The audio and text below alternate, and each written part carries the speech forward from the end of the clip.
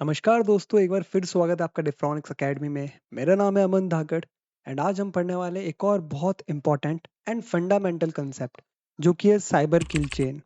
हम लोग सब कुछ जानेंगे कि साइबर किल चेन होता क्या है, कैसे उसको रीड करते हैं, क्यों उसकी नीड हमें पड़ी, है ना। कंप्लीट समझेंगे साइबर किल चेन को और इस वीडियो के बाद आपको कंप्लीट क्लियर हो जाएगा कि साइबर किल चेन क्या होता है। तो चलिए फिर स्टार्ट करते हैं यार आज की वीडियो को बिना किसी देरी के। तो सबसे पहले हम लोग जान लेते हैं कि जो ये वर्ड है साइबर किल चेन, इसका मतलब क्या होता है। पर उससे पहले कि साइबर किल चेन डेवलप किसने करी है, cyber kill chain is developed by Lockheed Martin. देखो, Lockheed Martin is a company जिसने साइबर किल चेन एक फ्रेमवर्क है जो कि डेवलप किया है। अब cyber kill chain framework actually में करता क्या है? साइबर किल चेन एक ऐसा फ्रेमवर्क है, वो ये आइडेंटिफाई करने में हेल्प करता है कि कोई भी अटैकर है, उसने कोई अटैक किस तरीके से किया। देखो, हर एक अटैक करने का, हर एक साइबर अटैक करने का कोई स्टेप होता है। पहले हमें एक फर्स्ट स्टेप लेना पड़ता है, फिर सेकंड स्टेप पे जाते हैं, फिर थर्ड स्टेप पे जाते हैं। तो हर एक अटैक को कंप्लीट करने के लिए, हर एक अटैक को परफॉर्म करने के लिए हमें कुछ स्टेप्स फॉलो करने पड़ते हैं। तो साइबर किल चेन वही स्टेप्स को बताती है कि हमें ये स्टेप्स फॉलो करने पड़ेंगे, या फिर जो भी हम एक्टिविटी करेंगे हैकिंग के दौरान, या फिर किसी भी सिस्टम को कॉम्प्रोमाइज करने के लिए, कोई भी साइबर अटैक करने के लिए, तो वो सारे एक्टिविटीज इन्हीं कुछ स्टेप्स में ग्रुप होगी। तो हम उन सारे स्टेप्स को जानेंगे साइबर किल चेन के अंदर। तो साइबर किल चेन क्या होता है? साइबर किल चेन एक फ्रेमवर्क है जो कि ये बताता है कि कोई भी साइबर अटैक किस तरीके से कंडक्ट हुआ, और वो साइबर अटैक की कंप्लीट प्लानिंग से लेकर उसका ऑब्जेक्ट कंप्लीट होने तक कंप्लीट चीज़ों के एक स्टेप बाय स्टेप हमें मेथडोलॉजी देता है। तो this is a cyber kill chain. ये कंप्लीट बता दे कैसे कोई भी अटैक स्टार्ट हुआ एंड कैसे उसने अपना ऑब्जेक्टिव कंप्लीट किया। तो वहां तक के सारे स्टेप्स इंक्लूड होते हैं साइबर किल चेन के अंदर। तो आगे बढ़ने से पहले सबसे इंपॉर्टेंट चीज जानते हैं कि साइबर किल चेन ये वर्ड आया कहाँ से। देखो, किल चेन जो वर्ड है वो कोई नया वर्ड नहीं है। ये किल चेन वर्ड मिलिट्री के अंदर यूज करा जाता था। मिलिट्री में बहुत कॉमनली यूज करा जाता है किल चेन। तो मिलिट्री या आर्मी के अंदर जो किल चेन का मतलब होता है, वो होता है कि किसी भी अपने टारगेट पर अटैक करना, वो भी स्टेप बाय स्टेप तरीकों से, किसी भी स्टेजेस में अटैक करना। देखो, इसको ऐसे समझो कि कोई भी एक इंडियन आर्मी है या फिर कोई भी आर्मी है, मिलिट्री है, उस अगर मिलिट्री को कोई ऑपरेशन परफॉर्म करना है या कोई अटैक करना है, तो उस अटैक के लिए सबसे पहले उनको प्लानिंग करनी पड़ती है। प्लानिंग करने के बाद उनको जो जो उसमें रिक्वायरमेंट्स, उन सारी रिक्वायरमेंट्स को गैदर करते हैं। फिर उसके बाद एक प्रॉपर प्लानिंग के बाद एग्जीक्यूशन स्टार्ट होता है। तो सो किलचेन यही बताता है कि कोई भी एक टारगेट है, तो उस टारगेट को हम किस तरीके से उस पर अटैक कर सके। तो जो साइबर किलचेन वर्ड है वो साइबर सिक्योरिटी से रिलेटेड करता है। बट किलचेन वर्ड कोई पुराना नहीं है। किलचेन आर्मी में भी यूज होता है, मिलिट्री में यूज होता है, जहाँ पे उसका मतलब होता है कि stages of attacking the target.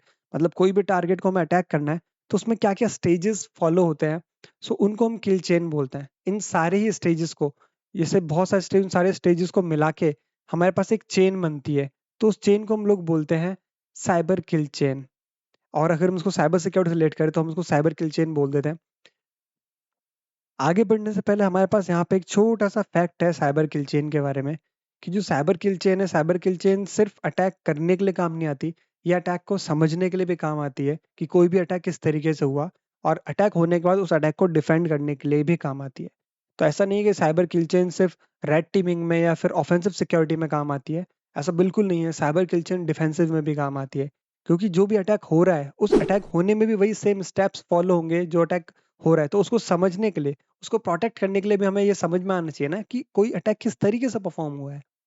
तो इसलिए साइबर किल चेन जो है, वो ऑफेंसिव के साथ साथ डिफेंसिव के तरफ भी बहुत एक इंपॉर्टेंट रोल प्ले करता है। तो साइबर किल चेन का गोल सिर्फ अटैक करना नहीं है। साइबर किल चेन का गोल अटैक को प्रोटेक्ट करना है, अटैक को स्टॉप करना भी है। So this is the first fact about the cyber kill chain. Okay, अब बढ़ते हैं complete cyber kill chain framework की तरफ। समझते हैं इस फ्रेमवर्क को एकदम डिटेल में और एग्जांपल के साथ, कि साइबर किल चेन में कोई भी अटैक कैसे प्लान होता है और किस तरीके से उसके ऑब्जेक्टिव्स को कंप्लीट करा जाता है। तो स्टार्ट करते हैं। हमारे पास जो सबसे पहला फेज आता है जो कि है रिकॉनिसेंस। रिकॉनिसेंस का मतलब होता है कि किसी की भी टारगेट के बारे में इंफॉर्मेशन गैदर करना। इंफॉर्मेशन गैदर करने का मतलब, कोई भी हमारा टारगेट, हमें किसी पे भी अटैक करना है, किसी भी टारगेट पे हमें अटैक करना है, चाहे कोई ऑर्गेनाइजेशन हो। अगर हम अटैकर्स के थ्रू देखें, कोई भी जो अटैक करते हैं एडवर्सरीज होते हैं, अगर हम उनके पॉइंट ऑफ व्यू से देखें, तो उनके लिए कोई भी ऑर्गेनाइजेशन है, तो उन ऑर्गेनाइजेशन के ऊपर उनको अटैक करना है, तो क्या करते हैं वो लोग सबसे पहले उस ऑर्गेनाइजेशन के बारे में रिसर्च करते हैं। वो लोग उस ऑर्गेनाइजेशन से रिलेटेड डेटा कलेक्ट करते हैं, इंफॉर्मेशन गैदर करते हैं। क्योंकि जिस भी टारगेट पे आपको अटैक करना है, तो अटैक करने से पहले हमें उस टारगेट को समझना बहुत ज़रूरी है। उसके बारे में इन्फॉर्मेशन गैदर करना बहुत ज़रूरी है।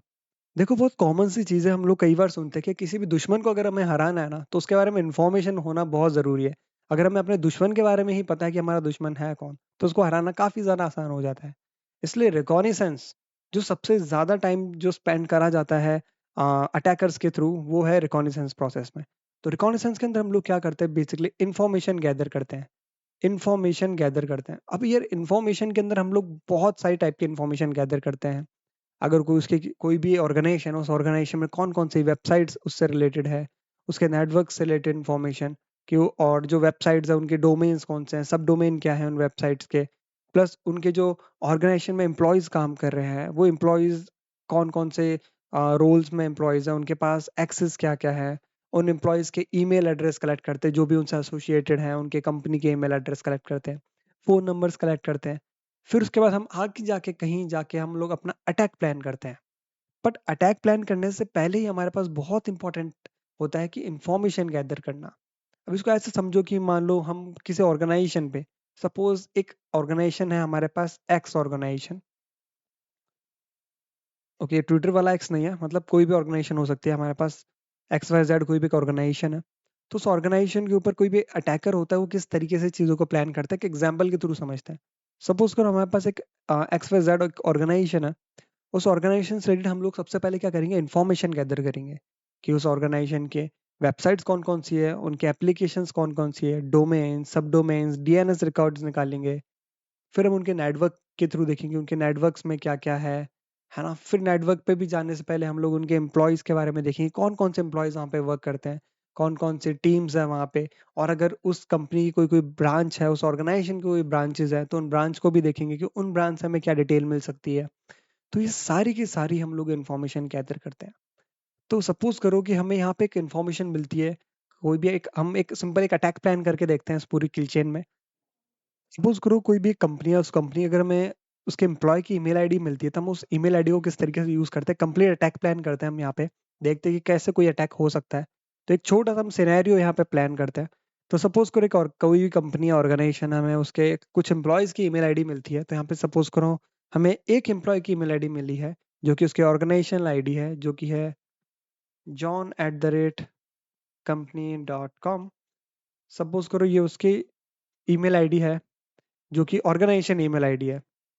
ओके, अब हमें ये ईमेल आईडी मिली है उस कंपनी से, तो उस कंपनी के अंदर एक एम्प्लॉयी की ईमेल आईडी हमें मिल चुकी है, तो हमारा रिकॉग्निशंस प्रोसेस में और भी हमें कई सारा डेटा मिला है, बट अभी हम ईमेल आईडी को मानते हैं।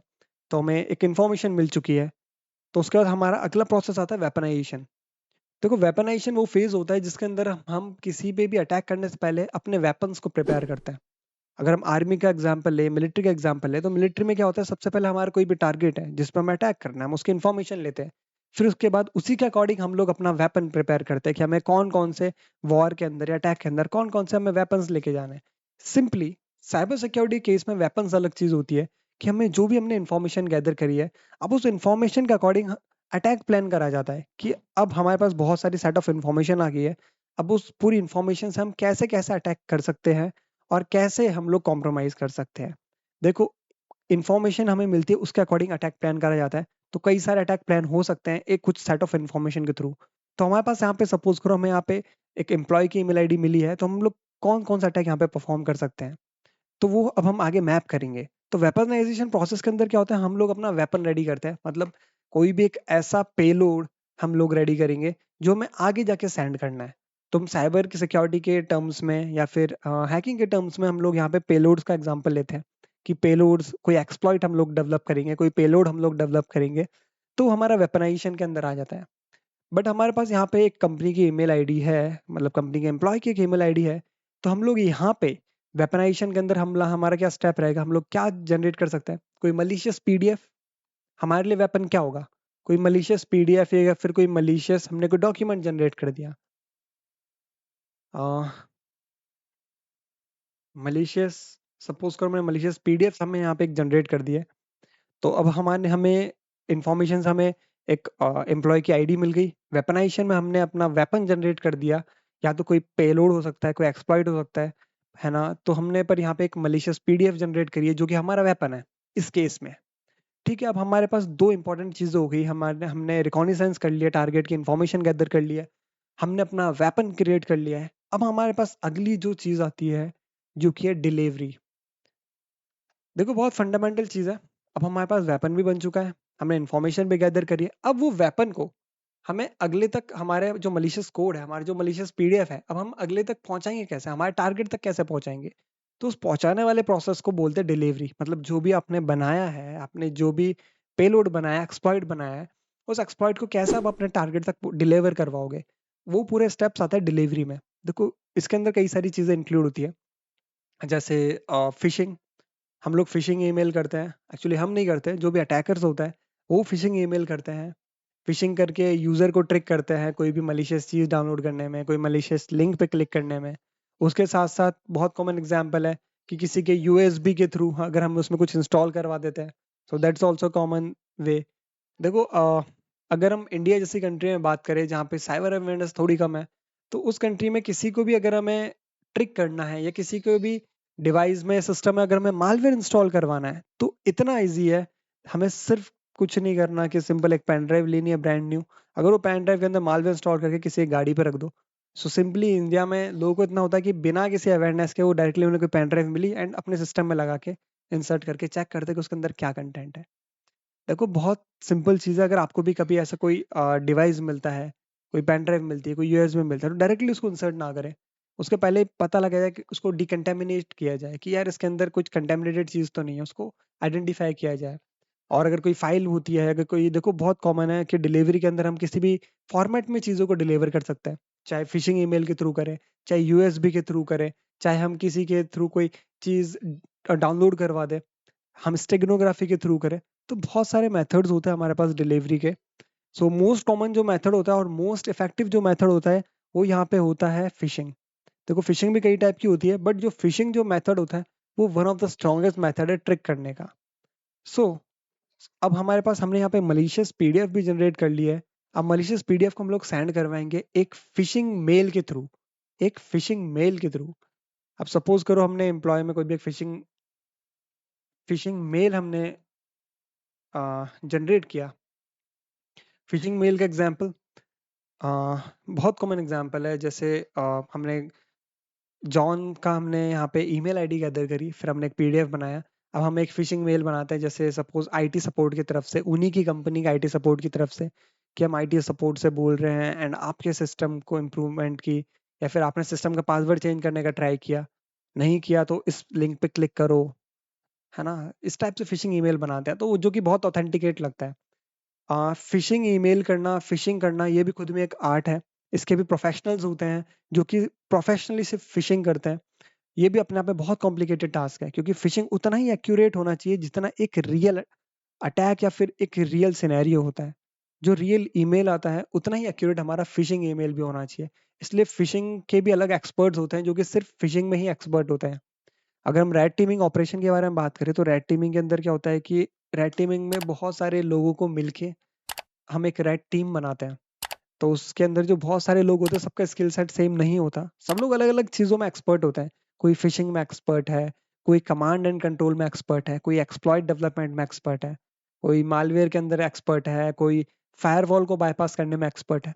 ऐसे ही बहुत सारे एक्सपर्ट लोगों की टीम्स मिलती है और एक रेड टीमिंग बनती है और उसका ऑपरेशंस परफॉर्म करते हैं।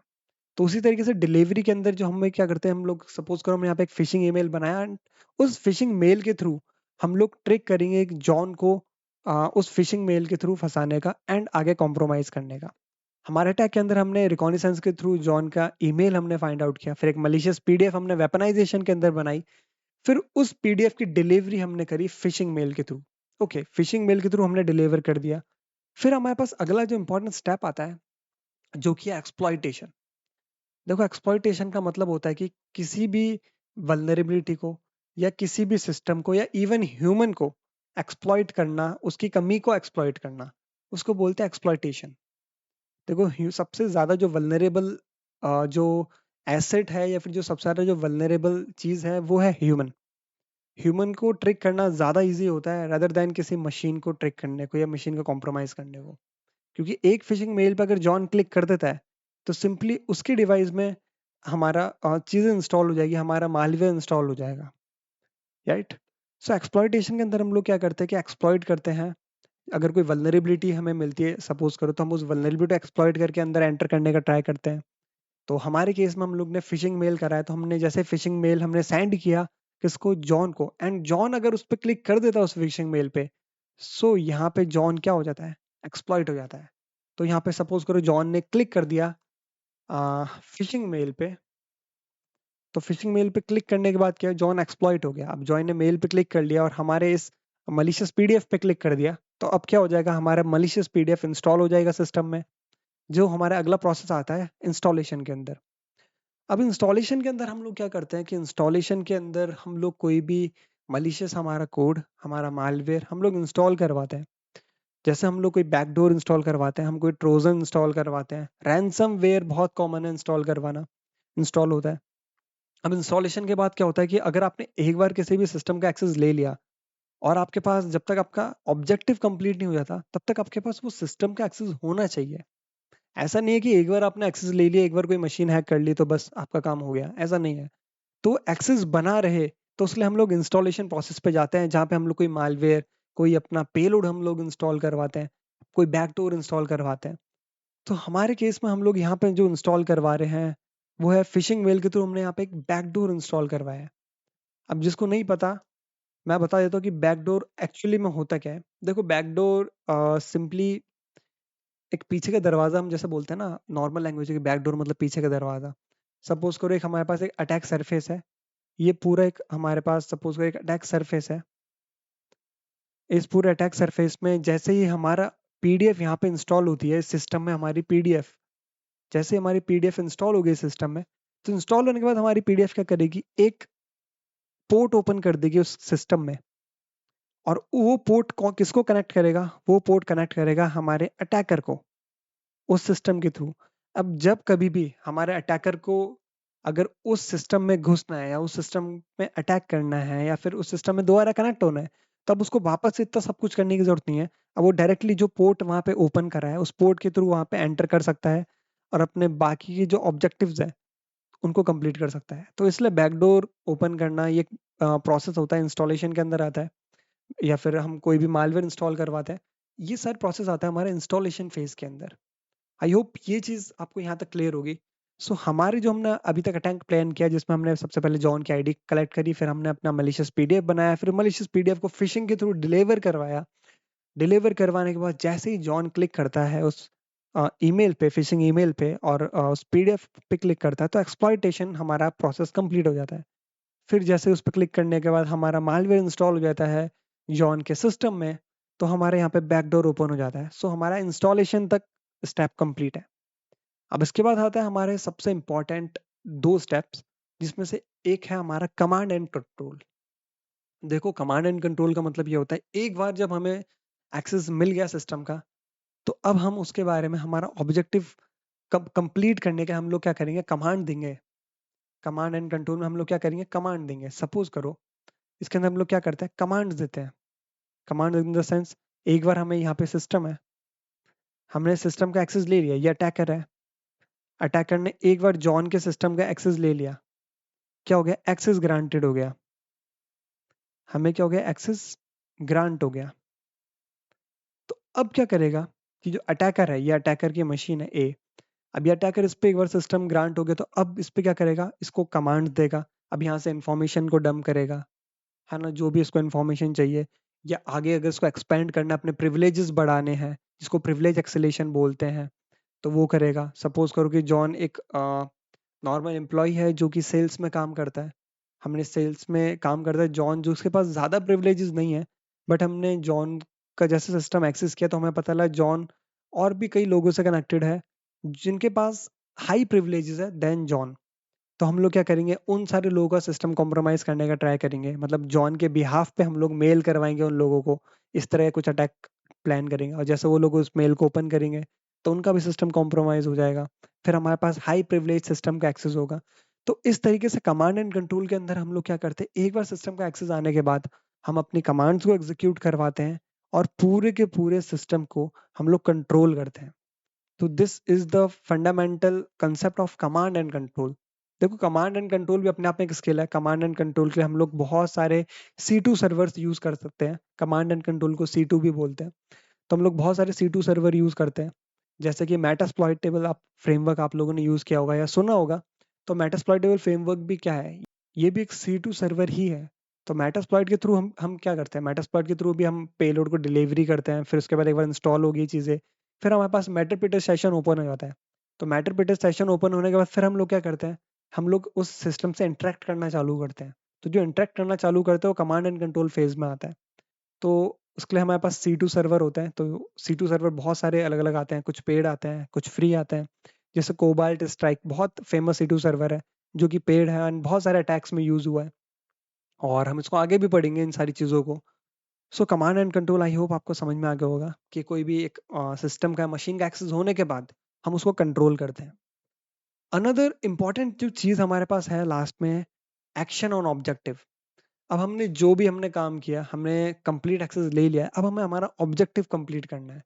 जो भी हमारा ऑब्जेक्टिव है, वो पर्टिकुलर सिस्टम को हैक करने का या फिर वो पर्टिकुलर ऑर्गेनाइजेशन हैक हैक करने का, वो अटैकर अपने ऑब्जेक्टिव्स को कंप्लीट करता है।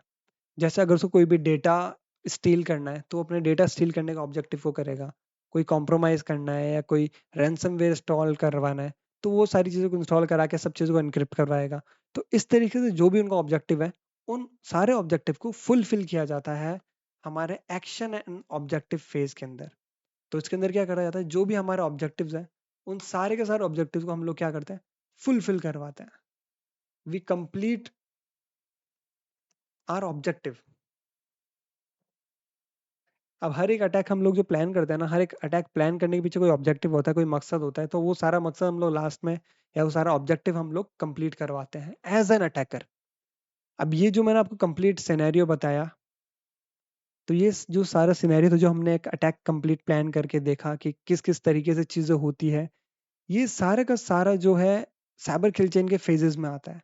तो साइबर किल चेन में हमारे पास टोटल ये फेजेस होते हैं। सबसे पहले स्टार्ट करते हैं रिकॉग्निसेंस से, जहाँ पे हम इंफॉर्मेशन गैदर करते हैं। फिर हम जाते हैं वेपनाइजेशन में, जहाँ पे हम अपना मलिशियस पेलोड बनाते हैं या स्क्रिप्ट्स बनाते हैं या फिर कोई मालवेयर खुद का डेवलप करते हैं। तो हमने यहाँ पे हमारे केस में मलिशियस पीडीएफ हमने जनरेट करी थी। फिर डिलीवरी, जो भी हमने बनाया है, अब उसको हमें सिस्टम तक पहुँचाना है, हमारे टारगेट सिस्टम तक। तो फिशिंग मेल के थ्रू डिलीवरी करते हैं। हमने हमारे केस में फिशिंग मेल करा। एंड हमारे पास मल्टीपल वेज़ है, यूएसबी के थ्रू इंस्टॉल करवा लो, सोशल इंजीनियरिंग के थ्रू हम लोग डिलीवरी करवा सकते हैं। ओके, उसके बाद हमारे पास आता है एक्सप्लॉइटेशन फेज़, जिसके अंदर जो भी वल्नरेबिलिटी है हम उसको एक्सप्लॉइट करते हैं। तो हमारे केस में जैसे ही जॉन अगर क्लिक कर लेता है फिशिंग मेल पे एंड इंस्टॉल कर लेता है हमारे पीडीएफ को, तो हमारा एक्सप्लॉइटेशन है। हमने जॉन को क्या कर लिया, एक्सप्लॉइट कर दिया। ओके, फिर उसके बाद आता है हमारे पास इंस्टॉलेशन, जिसके अंदर हम हमारे बैकडोर को, हमारे मालवेयर के, हमारे कोड को इंस्टॉल करवाते हैं, ताकि हमारे पास अच्छा खासा एक्सेस बना रहे, परसिस्टेंट एक्सेस बना रहे। हमारे केस में हमने बैकडोर इंस्टॉल करवाया। रैनसमवेयर भी इंस्टॉल होते हैं। जो अटैकर्स होते हैं, रैनसमवेयर भी इंस्टॉल करते हैं, ट्रोजन्स भी इंस्टॉल करते हैं। फिर उसके बाद आता है हमारा सिक्स्थ पॉइंट, जो कि कमांड एंड कंट्रोल। एक बार जब हमारे पास परसिस्टेंट एक्सेस आ गया, फिर उसके बाद हम लोग कंप्लीट उस सिस्टम को कमांड एंड कंट्रोल करते हैं और जो चीज़ें हमें चाहिए हमारे एक्शंस को और हमारे ऑब्जेक्टिव्स को कंप्लीट करते हैं हमारे एक्शंस के through. So this is the complete story of cyber kill chain. आप यहाँ पे बोलोगे कि सर आपने तो यहाँ पे पूरा अटैक एक्सप्लेन किया है, अभी डिफेंस में कैसे काम आएगा? देखो, जब हमें कोई अटैक रीड करना आ गया ना, कोई अटैक किस तरीके से होता है, वो चीज़ समझ में आ गया, हम किसी अटैक को मैप कर पा रहे हैं, तो उसको रोकना भी उतना आसान हो जाता है। जब हमें पता ही नहीं है कि कोई भी अटैकर किस तरीके से अटैक करने वाला है, तो हमको कैसे प्रोटेक्ट करेंगे? इसलिए जो साइबर किल चेन है, वो उतना ही इम्पोर्टेंट है डिफेंस टीम के लिए, सॉक टीम के लिए, कि वो किस तरीके से किसी भी अटैक को रीड कर पाएँ और उसको स्टॉप कर पाएँ। सोचो अगर डिलीवरी के टाइम पे ही अगर कोई ऑर्गेनाइजेशन वहाँ पे ईमेल सिक्योरिटी इम्प्लीमेंट करके रखे, तो उस केस के अंदर हमारा शायद फिशिंग मेल वाला कांसेप्ट फेल हो जाता। तो इस केस में हमारे पास क्या चीज़ इम्पोर्टेंट है कि हमारी डिफेंसिव टीम को साइबर किल चेन की नॉलेज होना बहुत इम्पोर्टेंट है। और अगर हम हमारे एम्प्लॉइज़ को अवेयर करें कि साइबर अवेयरनेस के थ्रू अगर हम उसको समझाएँ कि क्या फिशिंग मेल होता है एंड साइबर अवेयरनेस दें, तो भी बहुत हाई चांसेस है कि हम लोग एम्प्लॉइज़ को ट्रिक ना कर पाएँ। और जो अटैकर है वो उसको कुछ और मेथड ढूँढना पड़ेगा ट्रिक करने के लिए। ऐसे हमारे पास मल्टीपल चीज़ आती है। एक्सप्लॉयटेशन, अगर हमें इसको प्रोटेक्ट करना है तो कंपनीज पहले से ही अपनी जितनी भी वनरेबिलिटीज होती है उनको पैच करने का ट्राई करती है, ताकि उनको पैच कर लिया जाए। उन पे कभी अटैक होता है तो वो वल्नरेबल सर्विसेज या फिर वल्नरेबिलिटी एग्जिस्ट ना करती है उनके सिस्टम में। इसी तरीके से हमने जाना कि यार जो हमारा अगला जो सबसे इंपॉर्टेंट चीज़ है कि साइबर किल चेन यूज़ करते कौन लोग हैं। सो आई होप इस चीज़ में तो कोई डाउट नहीं होगा कि साइबर किल चेन सिर्फ रेड टीमर्स नहीं, ब्लू टीमर्स भी यूज़ करते हैं। तो जो साइबर किल चेन है, it is not only for red teamers, it is also for blue teamers. Blue teamers के लिए भी इसलिए इम्पोर्टेंट है बिकॉज वो ये पता लगा पाए कि कोई अटैक किस तरीके से हो रहा है। देखो, साइबर किल चेन बहुत इंपॉर्टेंट कंसेप्ट था जो कि हमने पढ़ा आज की इस वीडियो में। बट सिर्फ साइबर किल चेन ही नहीं, साइबर किल चेन के साथ साथ हमारे पास एक और बहुत इंपॉर्टेंट फ्रेमवर्क आता है जो कि है माइटर अटैक फ्रेमवर्क, जिसको हम लोग कंप्लीट करेंगे अपनी नेक्स्ट वीडियो के अंदर। तो माइटर अटैक फ्रेमवर्क पक्का से देखना। देखो, क्योंकि अगर हम ये दोनों चीज़ों को साथ में पढ़ेंगे तो हम एक कंप्लीट अटैक को प्लान करेंगे अगली वीडियो में कि कोई एक अटैक किस तरीके से हुआ है, और या फिर कोई एक फेमस हम लोग अटैक्स देखेंगे, उस अटैक को हम लोग देखेंगे कोई अटैक जो पास्ट में हिस्ट्री में हुआ है वो किस किस तरीके से हुआ है, क्या हैकर्स का माइंडसेट था, क्या उनकी मेथोडोलॉजी थी, वो सब हम जानेंगे माइटर अटैक फ्रेमवर्क वाली वीडियो में। बट वो वीडियो देखने से पहले आप लोग इस वाले कंसेप्ट को बहुत ज़्यादा क्लियर कर लेना कि साइबर किल चेन क्या होती है। सो आई होप आपको ये वाला कंसेप्ट बहुत ज़्यादा क्लियर होगा। एंड अगर आपको ये एकदम क्लियर है तो मेरे को जाते जाते एक सवाल का आंसर देके जाओ कि सपोज करो मेरे पास कोई भी एक सिस्टम है, अगर मैं उस सिस्टम का एक्सेस ले लेता हूँ, एंड उस सिस्टम का एक्सेस लेने के बाद सपोज करो मैं सिस्टम का एक्सेस लेने के लिए मैंने क्या किया, उस सिस्टम पे मीटर पीटर सेशन ओपन कर दिया। मीटर पीटर सेशन ओपन कर दिया किसी हमने टारगेट सिस्टम पे। अगर आपको मीटर पीटर सेशन नहीं पता तो आपके लिए दूसरा हिंट देता हूँ। सपोज करो हमने कोई शेल ओपन कर दिया, हमने किसी भी टारगेट पे टारगेट सिस्टम पे अगर हमने कोई शेल ओपन कर दिया, तो मेरे को ये बताओ कि किसी भी टारगेट सिस्टम पे शेल ओपन हमने कर दिया, कोई मीटर पीटर सेशन हमने कर लिया है, तो ये करना, ये जो स्टेप है, ये कौन से साइबर किल चेन का किस फेज के अंदर लाई करेगा। एंड अगर आपको ये चीज क्लियर होगी होगी एकदम साइबर किल चेन, तो आप लोग इसका आंसर बहुत इजीली कर लोगे। एंड अगर आप लोग भी अगर एथिकल हैकिंग सीखना चाहते हो और एकदम बिगिनर हो, सो हमारे पास यहाँ पे एक कोर्स है आप सभी लोगों के लिए जिसका नाम है DCJSP सर्टिफिकेशन। सो ये अभी 50% ऑफ में अवेलेबल है हमारी वेबसाइट पे डिफ्रॉनिक्स.com पे। इसका लिंक नीचे डिस्क्रिप्शन में भी दे रखा है। सो इस कोर्स को ज्वाइन करने के लिए आप डिस्क्रिप्शन पे जा सकते हो, वहाँ पे आपको लिंक मिलेगा एंड आप वहाँ से डायरेक्टली ज्वाइन कर सकते हो, या फिर आप आ सकते हो सीधे हमारे डिफ्रॉनिक्स.com वेबसाइट पे। ऑल राइट गाइज, अगर आपको एकदम क्लियर है साइबर किल चेन, तो make sure to like the video, and जिसको साइबर किल चेन समझना है आप उसको शेयर कर सकते हो इस वीडियो को, एंड सेव कर सकते हो ताकि आपको लेटर काम आए अगर आपको पढ़ना है। और अगर यार जिसने भी डिफ्रॉनिक्स अकेडमी को सब्सक्राइब नहीं किया है वो सब्सक्राइब कर दो यार, क्योंकि बहुत अमेजिंग कंटेंट आने वाला है, बहुत सारी चीजें हम लोग साथ में सीखने वाले हैं। एक्सप्लॉइट डेवलपमेंट, पेलोड्स को डेवलप करना हम लोग सीखेंगे, माइटर अटैक भी हम सीखेंगे, बहुत सारी चीजें हम लोग सीखने वाले हैं इस चैनल पे। So make sure to subscribe the Defronix academy, and मिलते हैं हम अपनी नेक्स्ट वीडियो में, तब तक के लिए साइनिंग ऑफ।